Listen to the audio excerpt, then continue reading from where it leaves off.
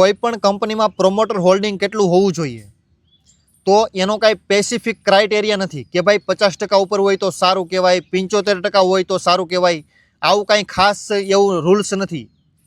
કંપનીનો માલિક ગમે તે રીતે રાખી શકે, પરંતુ એટલીસ્ટ જેટલી ફંડામેન્ટલી મજબૂત હોય ને કંપની એટલું જ સારું.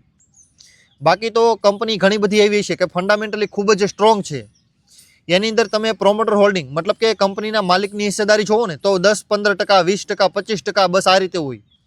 અને ઘણી બધી કંપનીઓ એવી પણ તમને મળશે કે ભાઈ જેની અંદર પ્રોમોટર હોલ્ડિંગ છે ને 75% હશે, 50% ઉપર હશે એટલીસ્ટ. એની અંદર કંપનીના માલિકની હિસ્સેદારી સારામાં સારી છે, પરંતુ કંપની ફંડામેન્ટલી ખૂબ જ વીક છે. તો આ વસ્તુ તમે જોઈને જો ઇન્વેસ્ટમેન્ટ કરતા હોય ને તો સૌથી વધારે વિચારજો કે કંપનીના માલિકની હિસ્સેદારી જેટલી વધારે હોય એવું સારું છે, એવું કાંઈ જરૂરી નથી.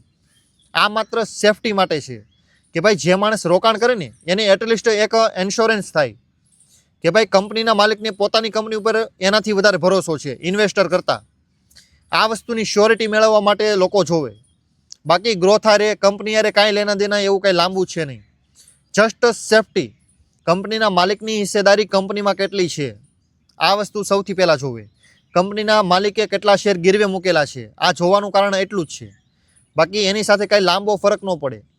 ખાલી ગીરવે મૂક્યા હોય તો કયા કારણથી મૂક્યા આ કારણ જાણવાનું. અને ઓછા શેર છે તો શું કામ ઓછા છે. ઘણીવાર એવું બને કે ભાઈ કંપનીના માલિકને કંપની બહુ મોટી કરવી છે, પૈસા લિમિટેડ છે તો એને પોતાના શેર ડાયલ્યુટ કરવા પડે, માર્કેટની અંદર શેર વેચવા પડે. પૈસા આવે એ પૈસા કંપનીમાં રોકાણ કરે અને એનાથી કંપની આગળ લઈ જાય. આવું બને 80-90% સુધી આવું જ બને છે. તો એવું નથી કે ભાઈ કોઈ પણ કંપનીમાં પ્રોમોટર હોલ્ડિંગ જેટલી ઓછી હોય ને એટલું ખરાબ, એવું નથી.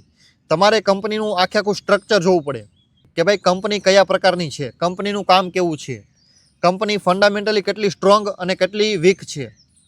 આ વસ્તુ પરથી તમે ડિસાઇડ કરી શકો કે ભાઈ કંપનીનો શેર લેવો કે નહીં. બાકી ખાલી પ્રોમોટર હોલ્ડિંગ જોઈને લેશો ને તો ડૂબવાનું ફાઇનલ છે.